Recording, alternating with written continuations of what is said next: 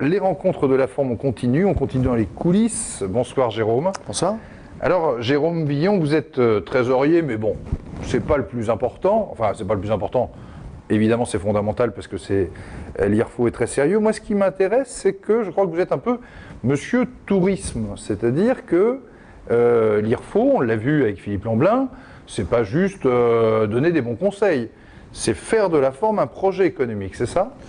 Exactement, c'est l'Institut des rencontres de la forme, c'est, si on veut résumer en une phrase, on essaye, autant que faire se peut, de faire changer les comportements des gens vis-à-vis de l'activité physique. Faire en sorte qu'ils pratiquent de plus en plus, de manière pérenne, à des fins de santé et de mieux-être. Et on essaye... Ça c'est important, hein, c'est pas... On n'est pas là pour faire des champions olympiques, on est là pour aller mieux. Exactement, c'est vraiment l'originalité de l'Institut des rencontres de la forme, c'est de remettre les gens à la pratique, à l'activité physique, vraiment à des fins de mieux-être. Et on essaye vraiment d'avoir une approche qui est très ludique, où on suscite le désir, on suscite l'envie des gens. Et on s'est rendu compte, un peu parce que les gens nous sollicitaient aussi, qu'un des leviers possibles, c'était d'organiser cette activité physique dans un cadre un peu particulier, qui n'est pas le cadre de tous les jours, qui est un cadre un peu hors norme, un peu sympa, sur un temps de vacances. Et cette réflexion nous a mené à imaginer des offres de tourisme sportif. Alors, donc si je comprends bien, le fait c'est de dire, ben, nous on vous propose plaisir plus plaisir, le plaisir des vacances, le plaisir d'être en bonne santé, parce que derrière la forme, c'est ça, hein, c'est être bien dans son corps, être plus heureux. Et donc là, vous imaginez quoi, des produits touristiques, des offres touristiques, c'est ça? C'est ça, c'est une offre touristique, on peut appeler ça comme ça, où on propose aux gens un pack complet qui va comprendre l'hébergement, qui va comprendre l'hébergement en pension complète et qui va comprendre un encadrement particulier sur de la pratique d'une activité physique, alors sur les fondamentaux de ce qu'on sait faire, c'est-à-dire la marche nordique, c'est-à-dire la remise en forme, le running, et tout ça dans un cadre qui est encore une fois le plus ludique possible et où on va donner envie aux gens, je crois que c'est vraiment ça le maître mot, on va donner envie aux gens de pratiquer. Alors évidemment sur la semaine ou le week-end où on va les avoir avec nous, mais aussi au-delà, bien au-delà de cette semaine-là, leur donner envie de pratiquer au quotidien. On prend le plaisir et l'habitude. Alors qu'on comprenne bien les choses, ce n'est pas l'IRFO qui l'organise. Vous êtes le metteur en scène de tout ça. Par exemple, je crois que là aujourd'hui à La Réunion, vous avez rencontré de nombreux acteurs du tourisme pour ouvrir cette réflexion. Exactement. Aujourd'hui, on a donc ouvert cette réflexion avec les professionnels du tourisme qui étaient présents. Et vous avez complètement raison. L'IRFO en tant que tel n'est pas agent de voyage. C'est pas son métier, c'est pas son objet, c'est pas dans ses statuts. Et elle s'appuie sur des structures qui le font. Il y a des expérimentations qui existent déjà en Rhône-Alpes notamment avec la Ligue d'athlétisme régionale qui met en place des offres à destination de ce public. Et l'Institut des rencontres de la forme labellise en quelque sorte ces offres-là en garantissant que le contenu, en garantissant vraiment une vraie approche bien orientée sur la forme et le bien-être. Ce qui est important, c'est que lorsque l'IRFO, on peut dire labellise, ça garantit à nos vacanciers que c'est pas du n'importe quoi, que c'est pas un effet de mode.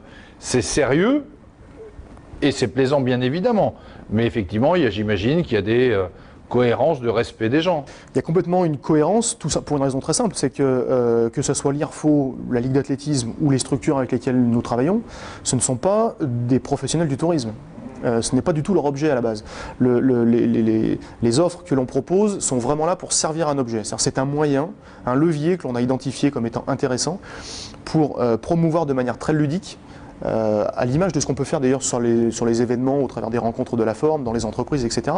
Là aussi c'est un levier, c'est un moyen pour atteindre nos objectifs et pour l'instant ça fonctionne plutôt pas mal parce que vraiment les gens participent à cette dynamique-là. Donc ça veut dire que par exemple on peut espérer et imaginer que dans les mois à venir, je trouverai dans un catalogue des propositions de vacances autour de la forme à La Réunion. Je viens à La Réunion, je profite des charmes inouïs de cette île, et en même temps, soit je me remets au sport pour certains, soit je continue. Complètement, c'est-à-dire après ça sera une volonté des acteurs locaux de vouloir porter ce projet-là, parce qu'encore une fois, l'Institut des rencontres de la forme peut être un moment l'élément déclencheur, peut allumer la mèche, si je peux m'exprimer ainsi, ce qu'on a pu faire aujourd'hui. Si localement les professionnels du tourisme souhaitent s'emparer de cette thématique, bien évidemment qu'on les accompagnera et qu'on pourra les mettre en place. Il existe déjà une structure qui a été créée, qui s'appelle Sport et Vitalité, et qui est porteuse de l'ensemble des projets que l'on peut monter sur cet aspect touristique, et que l'IRFO labellise, comme je l'ai dit tout à l'heure. Oui, ce qui est important, c'est ça, hein, vous l'avez dit. Hein. L'IRFO, c'est un agitateur d'idées. L'IRFO, c'est, comme aujourd'hui, objectif, prendre conscience. Vous ne décidez pas, vous proposez sur la base d'un constat qui... j'ai envie de dire, est d'une évidence totale en fait. Hein. Oui, le constat est d'une évidence totale. Maintenant, on se rend compte que des structures comme l'IRFO, j'allais dire malheureusement, il n'en existe pas beaucoup. Et si effectivement le constat aujourd'hui est partagé par tous, parce qu'il y a des études qui ont été menées, il y a de la recherche, on a eu beaucoup d'études qui ont été menées, mais il y a finalement pas tant que ça d'expérience ou d'expérimentation très concrète sur le terrain qui se montent et qui ont une vision comme ça très globale, une approche très globale de la population, que ce soit dans l'entreprise, que ce soit les seniors, que ce soit à l'école, que ce soit... Donc l'IRFO, c'est vraiment cette structure-là qui fait le lien entre le monde de la recherche, les instances politiques et les acteurs locaux de terrain. L'IRFO vraiment fait le lien. C'est-à-dire que ce n'est pas nous, demain, qui très concrètement allons mettre en place les actions localement sur la région. Par contre, vous allez accompagner ceux qui voudront le faire. On va accompagner effectivement les acteurs de terrain locaux, comme la Société des Sports par exemple, qui est aujourd'hui le délégué territorial de l'IRFO pour l'océan Indien, dans toutes les actions qu'elle souhaitera mettre en place à ce titre-là. Et alors vous, à titre personnel, votre sport, vous avez grandi en faisant quel sport? Moi j'ai grandi en faisant de l'athlétisme. D'accord. Et puis après j'ai dérivé un petit peu plus sur le tennis, mais l'athlétisme reste quand même le sport de base, le sport avec lequel je me suis construit sportivement parlant. Et aujourd'hui, ce que vous dites, c'est que de toute façon, j'ai presque envie de dire peu importe le sport, pourvu qu'il y ait ce mouvement régulier, ce souci de soi. Complètement. Hein? Exactement. C'est pour ça aussi, même si l'Institut des rencontres de la forme a été imaginé, créé et porté par des gens qui, historiquement, j'allais dire, sont issus de l'athlétisme, Philippe Lamblin le premier, on n'est évidemment pas sectaire par rapport à ça. C'est-à-dire que l'objectif, tout le monde ne pratiquera pas l'athlétisme, tout le monde ne pratiquera pas de l'activité physique basée sur les fondamentaux de l'athlétisme. Et notre idée est de pouvoir, à terme, sur un terme qu'on espère le plus court possible, animer tout un réseau de partenaires territoriaux, locaux, mais qui ne sont évidemment pas... Oui, et puis je crois que ce que vous avez beaucoup dit aujourd'hui, c'est que le sport, c'est aussi un état d'esprit. C'est-à-dire que le fait de se dire, je peux peut-être aller acheter mon pain à pied, plutôt que prendre ma voiture, ça commence par ça, le respect de soi et la forme. C'est un certain nombre de petits réflexes.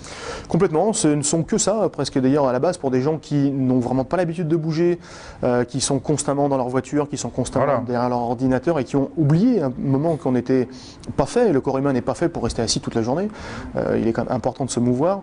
Le fait de commencer à les sensibiliser par cette approche-là, prenez les escaliers au lieu de prendre l'ascenseur, garez-vous 2 stations de métro avant ou 500 mètres avant votre lieu de destination. Ne serait-ce que de se fixer des petits objectifs comme ça, au quotidien, de s'y tenir, et puis ensuite de franchir des paliers. C'est comme ça qu'on arrive à un moment à se remettre en activité. C'est ce que vous disiez aujourd'hui, il n'y a aucun interdit en termes alimentaires, ce que par contre vous appelez de vos souhaits une cohérence. Exactement. Voilà, c'est qu'on a le droit de se faire plaisir, l'IRFO n'est pas un mouvement anti-épicurien. Ah non. Non, surtout pas. Absolument. Surtout pas. Ce sont des démarches qui, de toute manière, sont vouées à l'échec. Et d'un autre temps. Et d'un autre temps. Et c'est évidemment pas ça. On n'est pas en train de dire qu'il faut absolument manger ça et ne pas faire ci, bouger comme ça et pas faire ci. Il faut effectivement trouver le juste équilibre. Et c'est tout l'intérêt et toute l'originalité de la démarche de l'IRFO. C'est de s'appuyer sur des structures qui, à un moment, vont aussi pouvoir émettre des idées intéressantes. On parlait du tourisme tout à l'heure. C'est un levier auquel on n'aurait peut-être pas forcément pensé il y a quelques années quand on imaginait ce dispositif-là. C'est venu par le biais de rencontres, par le biais de... voilà, le fait d'imaginer des événementiels particuliers sur les rencontres de la forme, c'est pareil. Il y a tout un ensemble, un panel comme ça de choses que l'on souhaite mettre en place, d'outils de sensibilisation, comme ce qui s'est passé aujourd'hui à Saint-Denis de la Réunion, et qui, on l'espère, va ouvrir de belles perspectives, belles perspectives ici. En l'occurrence, et pour finir, vous avez choisi un ambassadeur qui connaît le monde du relais, Daniel Sangouma. Un petit peu, oui. Hein, je crois que c'est un garçon qui a 2-3 références sur la matière. Le bâton lui est donné. Vous êtes 3e relayeur dans 12 ou 18 mois, disait Philippe, vous revenez. Mais maintenant, j'ai envie de dire, allez les Réunionnais, à vous de jouer. Complètement, complètement. C'est-à-dire que ce colloque-là, cette journée-là, son objectif, c'était vraiment d'entamer la dynamique.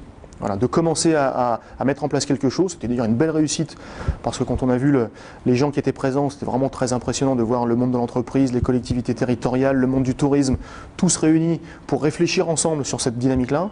Et effectivement, maintenant, la balle est dans le camp où le témoin de relais, plutôt pour reprendre cette image, est entre les mains des acteurs locaux, dont Daniel Sangouma fait partie avec ses équipes de la Société des Sports. Et on reviendra avec plaisir dans connaissant les Réunionnais, on ne se fait pas de soucis. On peut leur faire confiance. On peut leur faire confiance. Merci beaucoup. Profitez bien des charmes de cette île. Je crois que d'après ce que nous a dit Philippe, demain c'est journée rando. Exactement. On va découvrir les beautés de cette belle île de la Réunion. Et donc on ne passera pas à midi à côté du Carry, mais c'est pas très grave. Carry et Marche, ça va formidablement ensemble. Ça va formidablement bien ensemble. Merci, à très bientôt. Au revoir. Merci à vous.